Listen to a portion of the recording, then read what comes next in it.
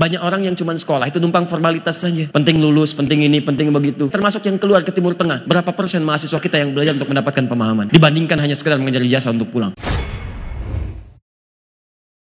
Jadi kalau ilmu itu mau diolah, Quran itu indah sekali. Nggak menyebutkan teori, tapi dijelaskan detailnya. Jadi kalau Anda ingin menggali potensi sampai mendapatkan apa yang diharapkan tadi, apa yang dijanjikan, jangan cukupkan pada kebanggaan. Pulang dari pengajian cuma bikin status, ternyata saya pintar ya. Tidak memberikan solusi.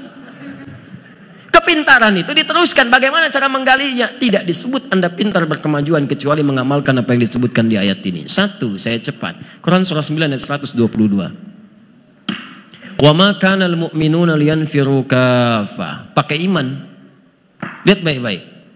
Kalau ada ayat dibuka dengan kalimat iman, maka informasinya bukan sekedar menumbuhkan sebuah informasi, kabar, tapi juga mempertaruhkan tingkat keimanan kita di hadapan Allah. Ingat baik-baik. Kalimat salat pertama dibuka dengan iman. Alladzina yu'minuna bil ghaib wa yuqimunas shalah. Artinya salat itu juga menjadi indikator tingkat keimanan. Kalau semangat salat, iman kuat. Malah salat, iman rendah. Sekarang ayat pengetahuan dibuka dengan kata iman, bahkan menggunakan bentuk isim maf'ul menunjuk kepada benda yang benda itu tetap itu artinya stabil. Kalau imannya stabil, kuat, nah maka cirinya diantaranya apa cirinya?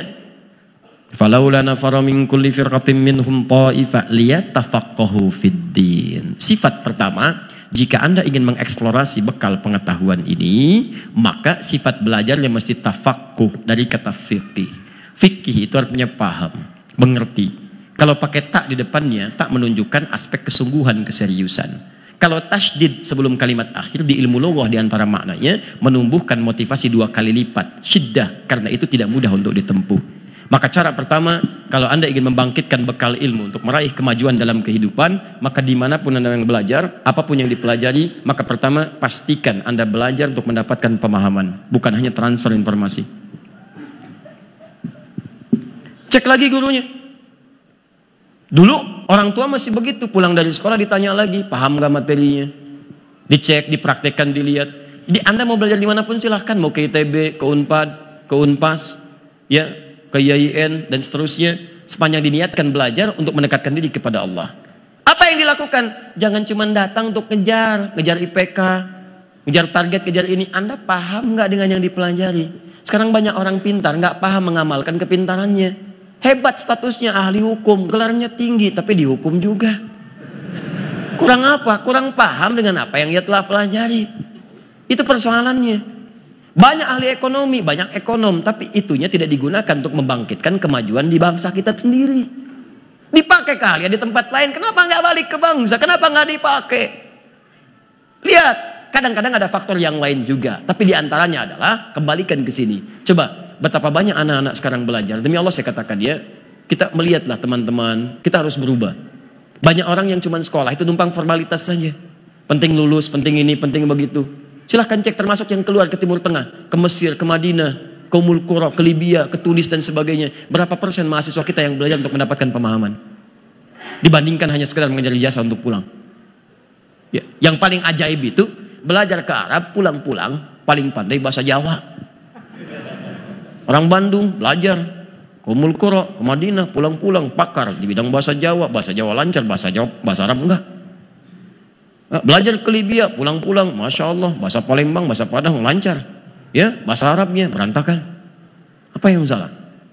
Nah, ini bagian pertama. Jadi saya ingatkan juga ya, Anda yang di ITB, yang di Unpad, ya, yang di Unpas, yang macam-macam sekitaran Bandung, atau juga keluar dari sini, ya Undip, Universitas Diponegoro, ya. Unpad, Universitas Pangeran Diponegoro, Pajajaran, ya, dan yang lainnya.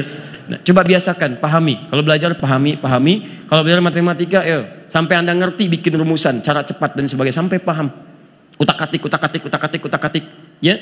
Fisika juga demikian, kimia demikian, yang lainnya sampai paham. Ini sifat pembelajar yang baik. Pemahaman itu dipakai dalam aplikasi keseharian. Kalau Anda insinyur, bangun. Kalau Anda paham caranya, ini getarannya sekian, terjangan angin sekian, kekuatannya sekian. Kalau ada gempa sekian bisa diukur. Oh, kalkulasinya demikian. Strukturnya harus seperti ini. Naiknya begini, pakai baja ringan, pakai ini, pakai gentang ini. Jadi bangunan kokoh. Jangan kalah sama Firaun. Cari orang-orang paham, suruh bangun. Haman bikinin istana. Saya pengen neropong Tuhan, sama Tuhan pengen lihat. Enak aja. Pengen lihat Tuhannya Musa. Ya, tapi yang paling menarik, direndahkan adalah derajatnya. Tapi ketika dia membangun dengan orang-orang pakar di bidangnya, jadi piramid sampai dengan sekarang. Silahkan kembalikan teman-teman. Termasuk juga yang agama. Jangan cukupkan dengan belajar tahu. Ini banyak penyakitnya nih. Orang belajar agama cuma tahu. Karena tidak paham ketika diamalkan tidak datang kekhusyuan. Coba saya mau tanya pada anda ini sholat. Sampai dengan sekarang ribuan kali ruku dan sujud. Ribuan kali. Anda paham enggak apa yang dibaca? Jangan-jangan bacaannya bagus, fasih, tajwidnya benar. Ruku, sujud sempurna. Cuman pertanyaannya paham enggak yang dibaca? Jangan-jangan selama ini ruku enggak ngerti yang dibaca, sujud enggak paham. Apa yang diungkapkan enggak ngerti, bagaimana bisa khusyuk? Minta permintaan tapi enggak ngerti yang diminta.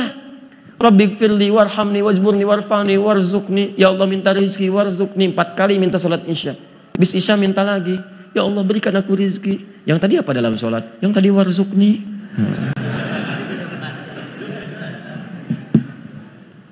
Tuh, yang paling ajaib itu sampai ada yang diterjemahin. Nabi aja nggak gitu-gitu amat. Allahu Akbar, Allah Maha Besar. Oh. Jadilah kemudian beragam. Yang Sunda, Allah Anu Agung. Betawi, Tuhan gua gede. Ya. Jadilah kemudian sifat-sifat yang tidak dibenarkan.